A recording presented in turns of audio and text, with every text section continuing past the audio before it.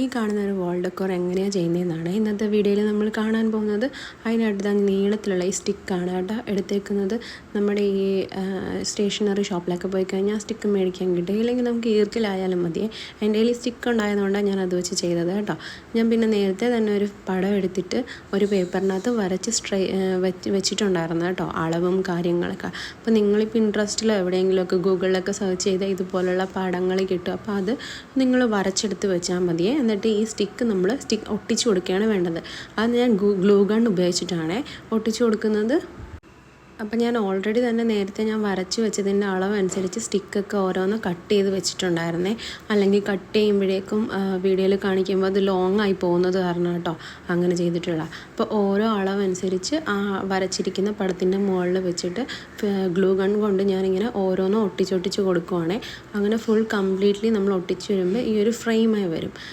ഞാനിത് എളുപ്പം ചെയ്യാൻ വേണ്ടി ചെയ്ത വഴിയെന്ന് വെച്ചാൽ, ആദ്യം തന്നെ ഈ സ്റ്റിക്കെല്ലാം ഞാൻ നേരത്തെ തന്നെ കട്ട് ചെയ്ത് വെച്ചിട്ടുണ്ടെന്ന് പറഞ്ഞല്ലോ. എന്നിട്ട് ഞാൻ ഓൾറെഡി അതെല്ലാം കൂടെ അറേഞ്ച് ചെയ്ത് വെച്ചു കേട്ടോ. ഈ വരച്ച് വെച്ചേക്കുന്നതിൻ്റെ പുറത്ത് ഏതൊക്കെയാണ് എവിടേക്കാണ് വരേണ്ടതെന്ന് വെച്ച് കഴിഞ്ഞാൽ അത് അറേഞ്ച് ചെയ്ത് കറക്റ്റ് അളവിൽ വെച്ചു. ഫസ്റ്റ് ഞാൻ ഇങ്ങനെ കുറച്ചെടുത്ത് ഒട്ടിക്കാൻ നോക്കി, പക്ഷേ കുറേ അളവൊക്കെ തെറ്റിപ്പോയിരുന്നു. അതുകൊണ്ട് ഞാൻ പിന്നെ ചെയ്ത വഴിയാണ് കേട്ടോ പറയുന്നത്. ഇതെല്ലാം എടുത്ത് ഞാൻ അറേഞ്ച് ചെയ്ത് വെച്ചു. അറേഞ്ച് ചെയ്ത് വെച്ചതിന് ശേഷം നമ്മൾ അതിൻ്റെയൊക്കെ എല്ലാ കോർണറിലും ഗ്ലൂ ഗണ്ണ് യൂസ് ചെയ്ത് സ്റ്റിക്ക് ചെയ്യുകയാണ് ചെയ്തത്. അതാണ് കുറച്ചും കൂടെ എളുപ്പമായിട്ടുള്ള രീതി. ഇപ്പോൾ നമുക്ക് പെട്ടെന്ന് തന്നെ ചെയ്യാൻ പറ്റും അങ്ങനെയാകുമ്പോൾ. പിന്നെ നമ്മൾ മെയിനായിട്ട് ശ്രദ്ധിക്കേണ്ട കാര്യം എന്ന് പറയുന്നത്, നമ്മൾ സ്റ്റിക്ക് കറക്റ്റ് അളവിന് കട്ട് ചെയ്തെടുക്കുന്നതായിരിക്കും നല്ലത്. എഡ്ജസൊക്കെ അങ്ങോട്ടും ഇങ്ങോട്ടും ഉന്തി നിൽക്കുമ്പോഴേക്കും അത് നമ്മൾ ഒട്ടിക്കാനായിട്ട് കുറച്ച് പാടായിരിക്കും. കുറഞ്ഞു പോയാലും നമുക്ക് ഒട്ടിച്ചെടുക്കാനായിട്ട് ഭയങ്കര ബുദ്ധിമുട്ടായിരിക്കും കേട്ടോ. അതുകൊണ്ട് എല്ലാം കറക്റ്റ് അളവിന് തന്നെ സ്റ്റിക്കൊക്കെ നമ്മൾ കട്ട് ചെയ്ത് വെച്ചിരിക്കുന്നതായിരിക്കും ഏറ്റവും നല്ലത്. അല്ലെങ്കിൽ ആ ഒരു ടൈം നമ്മൾ നടന്ന് ഭയങ്കര ബുദ്ധിമുട്ടേണ്ടി വരുവേ. പിന്നെ ഞാൻ പറഞ്ഞല്ലോ, എളുപ്പ വഴിക്കായിട്ട് ഞാൻ ഈ പറഞ്ഞ കണക്ക് എല്ലാം എടുത്ത് ഈ വീഡിയോയിൽ കാണുന്ന പോലെ അല്ല കേട്ടോ ഞാൻ ചെയ്തത്. ആദ്യം ഞാനിങ്ങനെ കുറച്ചെടുത്ത് ഇങ്ങനെ ഒട്ടിച്ചു എങ്കിലും ചില സ്റ്റിക്കൊക്കെ എൻ്റെ കയ്യിൽ നിന്ന് മിസ്സായി പോയിട്ടുണ്ടായിരുന്നു. അപ്പോൾ പിന്നെ ഞാൻ വേറെ വഴിയില്ലാത്തത് കാരണം എല്ലാം എടുത്ത് ആദ്യം അറേഞ്ച് ചെയ്ത് വെക്കാൻ തുടങ്ങി. അളവനുസരിച്ച് എല്ലാം എടുത്ത് നേരെ വെച്ചതിന് ശേഷമാണ് ഗ്ലൂ ഗൺ ഉപയോഗിച്ചിട്ട് സ്റ്റിക്ക് ചെയ്യാനായിട്ട് തുടങ്ങിയത്. ഗ്ലൂ ഗൺ വെച്ച് സ്റ്റിക്ക് ചെയ്യുന്നതായിരിക്കും കുറച്ച് നല്ലത്. ഫെവിക്വിക്കൊക്കെ യൂസ് ചെയ്താലോ ഫെവിക്കോൾ യൂസ് ചെയ്താലോ ഇത് നിൽക്കുമെന്ന് എനിക്ക് തോന്നുന്നില്ല. അതുകൊണ്ട് ഗ്ലൂ ഗൺ യൂസ് ചെയ്യുന്നതാണ് നല്ലത്.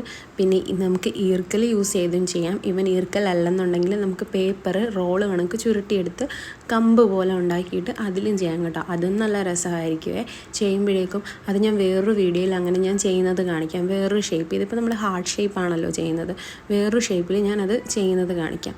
ഇപ്പോൾ ഈ വീഡിയോയിൽ കണ്ടില്ലേ, അതായത് ഞാൻ എല്ലാം എടുത്ത് ഫ്രെയിമാക്കി വെച്ചതിന് ശേഷമാണ് ഈ ഗ്ലൂ ഗണ്ണ് ഉപയോഗിച്ച് അത് സ്റ്റിക്ക് ചെയ്യുന്നത് കേട്ടോ. ഇതാണ് ഏറ്റവും എളുപ്പമുള്ള വഴി. അപ്പോൾ നമുക്ക് കാര്യങ്ങൾ വേഗം ഏകദേശം ഒരു മിനിറ്റ്, ഒരു 5 മിനിറ്റ് കൊണ്ടൊക്കെ ചെയ്ത് തീർക്കാൻ പറ്റുന്ന രീതിയിലാണ് ഈ കാണിച്ചിരിക്കുന്നത് കേട്ടോ. ഈ ഒരു ഹാർട്ട് ഷേപ്പിൽ മാത്രമല്ല, നിങ്ങൾക്ക് ഇഷ്ടമുള്ള ഒരുപാട് ഷേപ്സ്, ഇതുപോലത്തെ ഒരുപാട് ഷേപ്സിൻ്റെത് നമുക്ക് ഗൂഗിളിലും പിൻട്രസ്റ്റിലും ഒക്കെ കിടപ്പുണ്ട്. അപ്പോൾ നിങ്ങൾക്ക് ഇഷ്ടമുള്ള ഷേപ്പിൽ നിങ്ങൾക്ക് എടുത്ത് വെച്ചിട്ട് ചെയ്യാവുന്നതാട്ടോ. സ്റ്റാറിൻ്റെ ഷേപ്പിലും അതുപോലെ തന്നെ മൂണിൻ്റെതും അങ്ങനെ പല ഷേപ്സിൽ കിടപ്പുണ്ട് കേട്ടോ. നല്ല ഭംഗിയുള്ള ഒരുപാട് ഇത് കിടപ്പുണ്ട്. ഇതിനകത്ത് ഗോൾഡൻ കളർ കൊടുത്താലൊക്കെ നല്ല രസമായിരിക്കും കാണാനായിട്ട്. ഞാൻ എന്തായാലും ബ്ലാക്ക് കളറാണ് യൂസ് ചെയ്യാനായിട്ട് പോകുന്നത്. അപ്പോൾ എല്ലാ ഫ്രെയിം ഫുള്ള് സ്റ്റിക്ക് ചെയ്തിട്ട് നമുക്ക് ഇനി കാണാം കേട്ടോ. ഫ്രെയിം ഫുള്ള് സ്റ്റിക്ക് ചെയ്തെടുത്തതിന് ശേഷം നമ്മൾ പതുക്കെ അത് ഉണങ്ങിയതിന് ശേഷം പതിയെ നമ്മളത് ഇളക്കിയെടുക്കണമേ. അതായത് നമ്മൾ അത് പൊട്ടിപ്പോകാത്ത രീതിയിൽ സൂക്ഷിച്ച് വേണം അത് ഇളക്കിയെടുക്കേണ്ടത് കേട്ടോ. പിന്നെ നമുക്കിനി ബ്ലാക്ക് കളറിലെ അക്രിലിക് കളറാണ് കേട്ടോ ഞാൻ യൂസ് ചെയ്യുന്നത്. ഫുള്ളായിട്ട് നമുക്ക് അടിച്ചു കൊടുക്കാം. ആദ്യം ഒരു ഭാഗത്ത് നമുക്ക് അടിച്ചു കൊടുത്തിട്ട് അതൊന്ന് ഉണങ്ങുന്ന വരെ വെയിറ്റ് ചെയ്യാവേ. കുറച്ച് നേരം മതി കേട്ടോ, പെട്ടെന്ന് അത് ഉണങ്ങിക്കോളും. ഫാനിട്ട് വെച്ച് കഴിഞ്ഞാൽ പെട്ടെന്ന് ഉണങ്ങി കിട്ടും കേട്ടോ. അത് ഉണങ്ങിയതിന് ശേഷം നമുക്ക് അടുത്ത ഭാഗത്തും കൂടെ അടിച്ചെടുക്കണം. പിന്നെ നമ്മൾ ഈ ഗ്ലൂ ഗൺ യൂസ് ചെയ്തത് കാരണം നമുക്ക് ഈ ഗ്ലൂ ഗണ്ണിൻ്റെ ആ നൂല് പോലെ വലിഞ്ഞിരിക്കുന്ന സംഭവങ്ങളൊക്കെ കാണും. അതൊക്കെ ഒന്ന് മാക്സിമം ക്ലീൻ ചെയ്ത് കൊടുത്താൽ കുറച്ചും കൂടെ നല്ലതായിരിക്കും.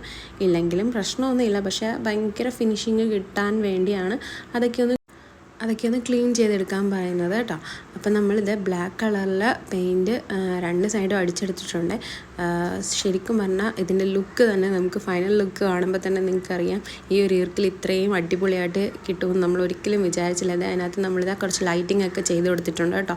നല്ല രസമില്ലേ കാണാനായിട്ട്. ഇതുപോലെ പല ഷേപ്പിൽ നിങ്ങൾക്ക് ഫ്രെയിംസൊക്കെ ഉണ്ടാക്കി വെക്കാവുന്നതാണ്. അപ്പോൾ ഇതുപോലുള്ള വീഡിയോസ് ഇഷ്ടമാണെന്നുണ്ടെങ്കിൽ നിങ്ങളൊന്ന് സബ്സ്ക്രൈബ് ചെയ്യണേ. അപ്പോൾ നമുക്ക് അടുത്ത വീഡിയോ കാണാം.